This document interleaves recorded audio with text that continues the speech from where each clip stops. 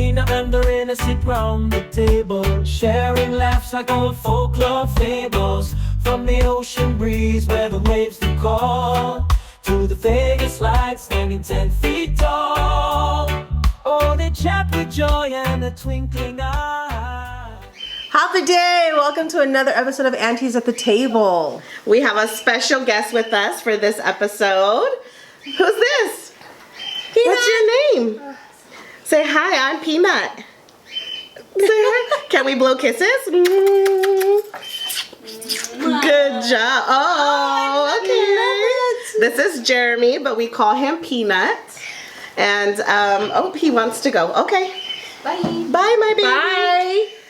So whenever you hear the little baby or little boy in the background screaming or yelling That is mama. a sound effect. So today I want to kind of share a little bit more of a personal story. If you've noticed, we're wearing red. Yes. Peanut's wearing red. Yes, so red for February, the first Friday in February every single year is National Wear Red Day. One, it's to wear red to support women with heart diseases. The number one killer for women is heart disease. So we wear red to support our women, and then also we wear red for my son Peanut. We wear red for Congenital Heart Defect Awareness Month, which is also February. So every first Friday of February is National Wear Red Day. And so we're wearing our red. Peanut's wearing his red. And we'll show a little slideshow at the end of all of, we call Peanut's Island Crew, all of his supporters. Peanut's Island Crew, every year they wear red, they post it on social media, and they tag us in it. And so I want to kind of show their photos and just show them appreciation. Just love and support him. So always supporting my son because he is a heart warrior. Peanut was born with a congenital heart defect. Also, Peanut, I know I shared this in I think in our first video that Peanut has Down syndrome. Yes. He was born with Down syndrome, and because of his Down syndrome, he has a heart condition. And so let me just share the story from the beginning. If I get emotional, Do you need tissue? Girls, tissue? I have my tissue. I'm good. I have it right here in my pocket. But if I get emotional, it's just because I know how far we have come as a family and as Peanut's Island Crew, all of his supporters, because without our supporters, there's no way that we would have been able to mentally and spiritually make it through the hard times. So I just want to say thank you to all of our family and friends that have always been there to support my family, and mainly for Peanut. And this is one of his godmothers. And so I want to just share how we found out and a little bit of his history. Sure, yeah. Yeah, just because it is Heart Month. And so we as a family have been through the ups and downs of it. So it started with when Peanut was born. We did not know that he had Down syndrome or that he had a heart issue when I was pregnant with him or when he was born. We found out the next day. So he was born early in the morning. They took him to the NICU a few hours after he was born because he wasn't able to eat off of me. He couldn't breastfeed. So they took him to the NICU to check him out, and then they found some traits that they thought were Down syndrome traits. And so they tested him for that. And then we were in the NICU for 2 weeks before they even noticed that he had a heart issue. They actually almost released us from the hospital, but we were blessed with one nurse that actually was hearing with the stethoscope, and it was far left past his rib that she heard a little murmur. And so she's like, you know what, we're gonna have this checked out and we're gonna tell the doctor. And we are so lucky that she found it, because without her finding that, he wouldn't have survived past his first year or two That's what the doctor said, because of how severe his heart issue was. So while we were in the NICU, we had to stay longer, obviously, because she found the heart defect. We had his x-ray done, we had ultrasounds done, and his heart issue is 100% connected to his Down syndrome. So only about 50% of children that are born with Down syndrome will be also born with a heart problem. And of course, he was the lucky one to get that heart issue. So he doesn't have one hole in his heart. He had two big holes. So he had a hole on the top part of his heart and on the bottom part of his heart. And then there's two valves that go from the right to the left. Well, he only had one valve right in the center. So he had a very complicated issue. So he obviously needed open heart surgery, but they wanted to wait until his heart was a little bit larger, so that they can utilize whatever material they can get from him without bringing artificial. Right. And also he was like borderline pacemaker. So we weren't sure if he was going to need one until he had his surgery. So it was, as a mom, just giving birth to thinking she was going to have this healthy, average, atypical baby, right, then finding out that he had Down syndrome for one, and then second to have a heart problem and needing open heart surgery. It was super, super hard. And I think one of the things I can say, see, I'm already getting emotional. One of the things I can say in the NICU that hopefully any nurses learn from this experience that I had.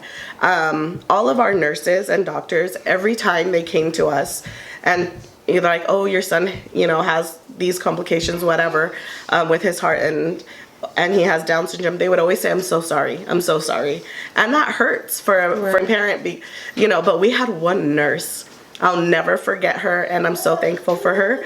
And she came in, it was her time to take care of our Peanut and try to get him to feed. He had a feeding tube, and he had jaundice, so he was on the machines for that. The sun machine. Everything. So the blue lights. He had the tiny little eye covers, and So it was her time to come in and take care of Peanut, and so she's like, "Oh, your son has Down syndrome?"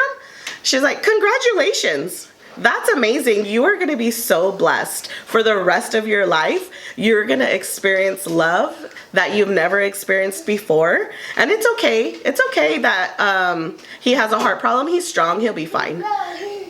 Like all the nurses would tell us, "Sorry, we're sorry, we're sorry." Please don't tell a mom that. I'm sorry. Yeah. Yes, he has a heart issue. Yes, he has Down syndrome, but he's still so perfect, and he's a blessing no matter what.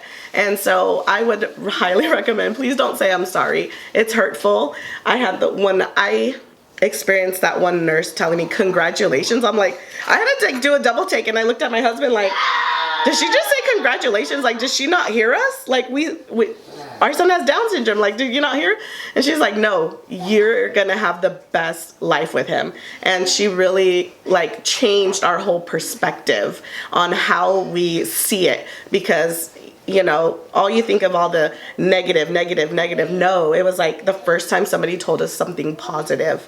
Yeah. And honestly, everything about his life has been so positive. Yeah, we go through medical issues. So what? He's strong and makes it through, and we have a huge community that supports us and that's always there for us. Yeah. And if we do have our emotional breakdowns, it's okay. It's okay. We'll get through it. But so we finally we were able to leave after 2 weeks of the NICU. We got to take our baby home. Sorry, because I was getting emotional. Now my mocos is coming. So we got to finally take our baby home, but we had to be super conservative with anybody that was coming. Yes, Pina, huh? We couldn't have nobody come to the house because he couldn't get sick. Right. So we had to keep him home. We couldn't take him anywhere. And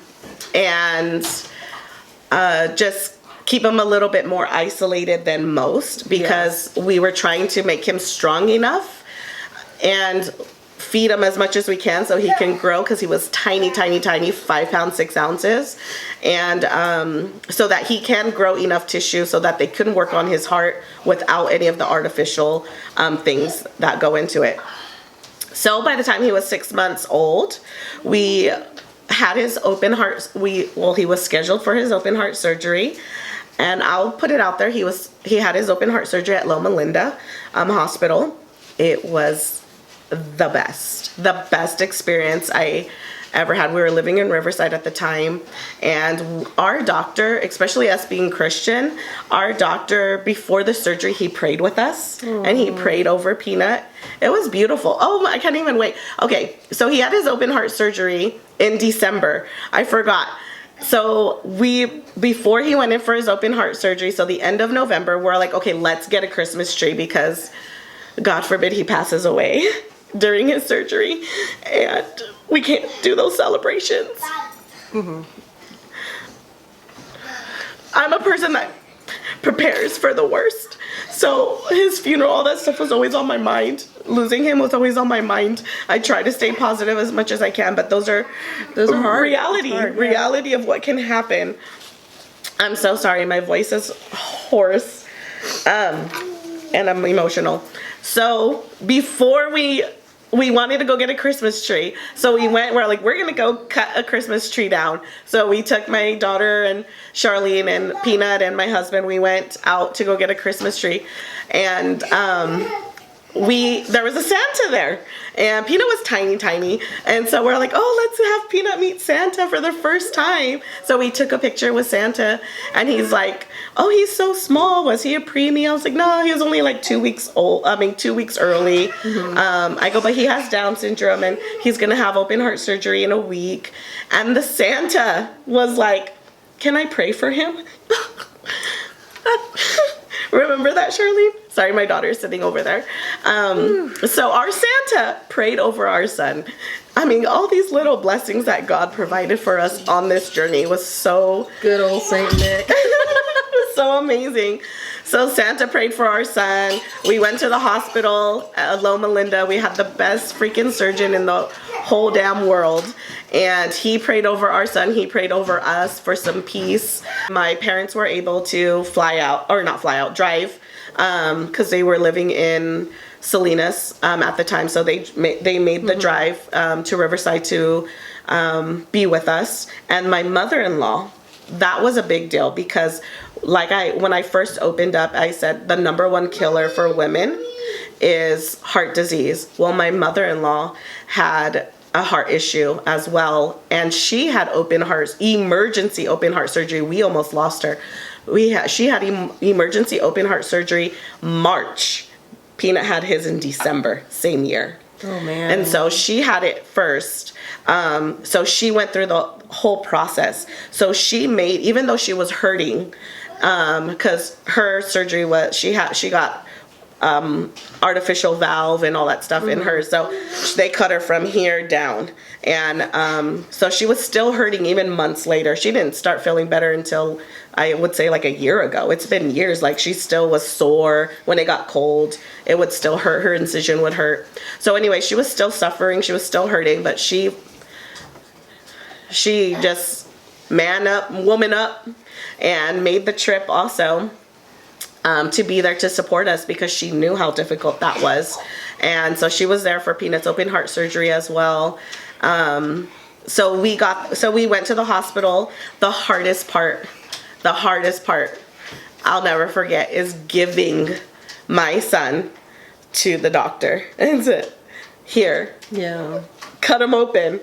But because we had the best surgeon, he was able to close the heart fully on the top.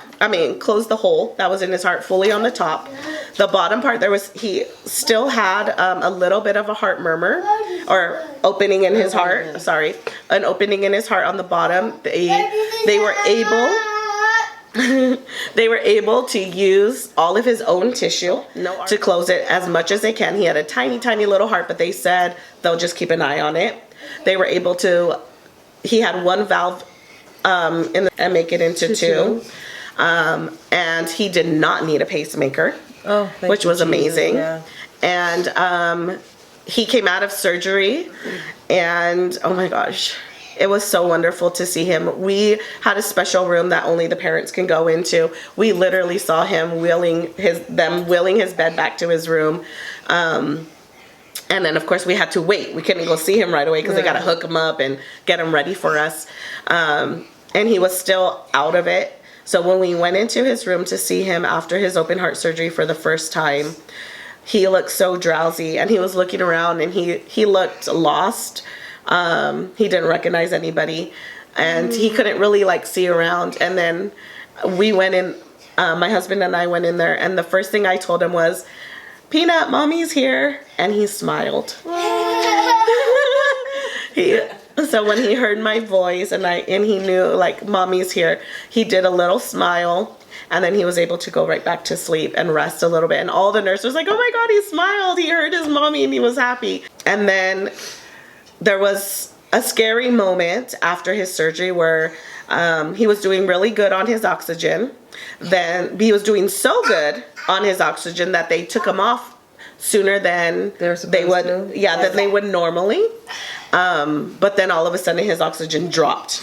Yeah, so they of course put him right back on the oxygen, and they're like, "Oh, we tried, it didn't." Yeah, but they like chased us all out. The nurses were running in, the doctors, and were like, "What is happening?" Did he flatline? And so, no, he did not flatline. His oxygen just had dropped. He was fine. It just dropped, and so they were just worried, like, make sure that it doesn't drop any further than that.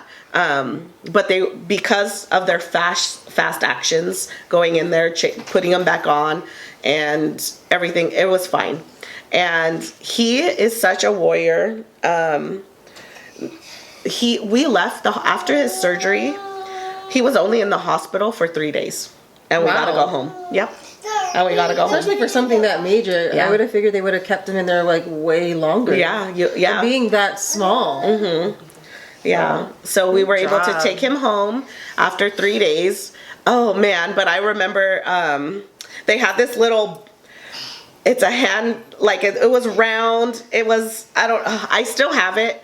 I kept all his stuff from his surgery, but they would hit his chest so hard, like with this little tool, but it's to break up anything, like clogging. Yeah. And so they would hit him, and they're all like, "Oh yeah," but he liked it.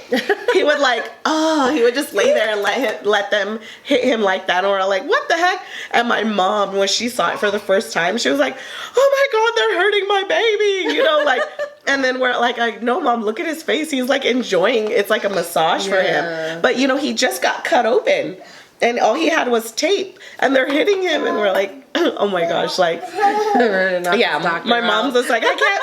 When they do that, I cannot be in the room. I can't see them doing that to my about baby. to go crazy on somebody. Yeah, Peanut. And so, but yeah, after that, we got to take him home after 3 days of just being in the hospital. His oxygen went back to normal. He was fine.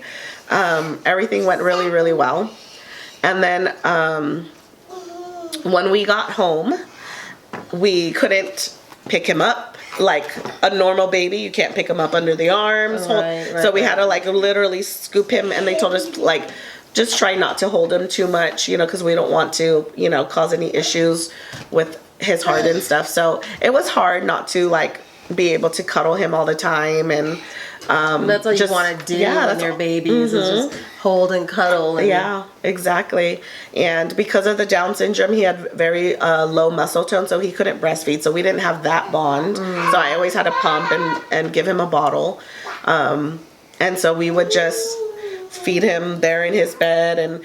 But I would tell you that I remember is we used to play reggae music on my headphones on my stomach, island reggae, not pothead reggae, but island reggae. And so after he was born, we continued to play, and he loved it. He would always smile. And so after his surgery, I would say a few months after, we would play music for him, and he's in his little bassinet on our bed, and all you see is his little hand, and he's just going like this. Dancing along with the 6 months old or 7 months old, just dancing along with his reggae music. But no, after that, we had to go to see his cardiologist.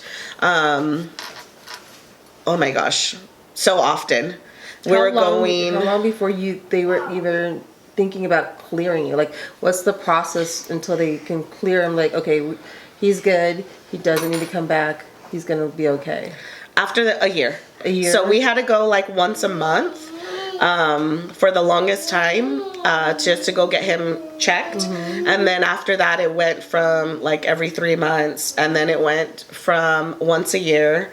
And then just recently, we just saw his cardiologist. So he still had that little hole in his heart. So they were keeping an eye on it all these years. He's 6 years old, almost 7. So 6.5 now. So he had his open heart surgery at 6 months old. So through all those years, he still had... He still had, yeah, baby. He still had a little hole in his heart. So we just recently went to his cardiologist. I want to say 4 months ago. Yeah, or 3-4 months ago. Yeah, it was about 3-4 months ago. And the cardiologist did the ultrasound, everything on him, and we got the best news, Peanut. There was absolutely no sign of the hole in his heart. Hole. Yay, Peanut. Yeah, and so the doctor gave us 100% clear that he has no restrictions. If he wanted to climb Mount Everest today, he could. Like, he has absolutely no restrictions. His heart is whole and healthy. Yeah. And so that was like the best thing ever. Yeah. He's so full of energy. Oh my God, this kid. If you look at him, other than the Down syndrome, you wouldn't even think that he went through anything that traumatic. Yeah, his scar even healed up so nicely. It's not very dark. It's very light. And so I'll show pictures of him during his surgery, or not during, but after his surgery, and then his scar, how it looks now. It's hardly visible, and he has, we call his second belly button. He has where his drain tube was in his stomach, and then he has a tiny little scar on his neck where they had a big tube in his neck. I don't remember what that was. It's probably another drain tube. I'm not sure what that one was for, but he had a tube in his neck, and so he has a tiny little scar in his neck, but he has a good one on his stomach that looks like another belly button. But my baby is strong. He is healthy, and we're so thankful. God is good, and we have the best support system. And so for all of you heart warriors out there, we praise you. You guys are amazing. You guys are survivors. And just, I don't know. Just keep going, man. I mean, just something of that, like, there is a light at the end of the tunnel. Yeah. It doesn't always come out bad. There are happy endings, and it's even stronger than what it is in the beginning. Yeah. You know, so not such a blessing. Yeah. Not everybody gets these happy ending stories, and I feel for you as a parent especially. But come here, baby. You want to say bye? Come say bye. Come say bye. Come here. Want to say bye? Say bye. Don't kiss. Say bye. Say bye. Look at the camera. Don't kiss. Say bye. Oh, you're so strong. Yes. That's my strong boy. So he is our blessing, and he's running away like this. So he is a blessing. He has definitely filled a part in our family that we didn't even know that we needed. Yeah. The love he gives, he's so freaking lovable. He's 50% happy. 50% attitude, right? But she's a true meaning of a Sour Patch Kid. Yes. So when he's happy, oh my goodness, he is happy. I mean, you can't get any happier than that little boy. But when he's mad, he is mad. Right. And so he has all the emotions, but for the most part, he is just a happy, lovable little boy. So thank you guys. I can go into more in depth with his story in the future. I am an open book. I love to share his testimony because it is a testimony. Right. And if any of you guys have any testimonies like Peanuts, share. This is awareness month. We want to spread awareness. We want to, hear your stories and just spread the awareness. Exactly. Yep. So research, know your heart health is so important. So we love you guys. Take care of yourself. And thank you again for joining us for another episode of Aunties at the Table. And we'll see you next week. Esta. Adios.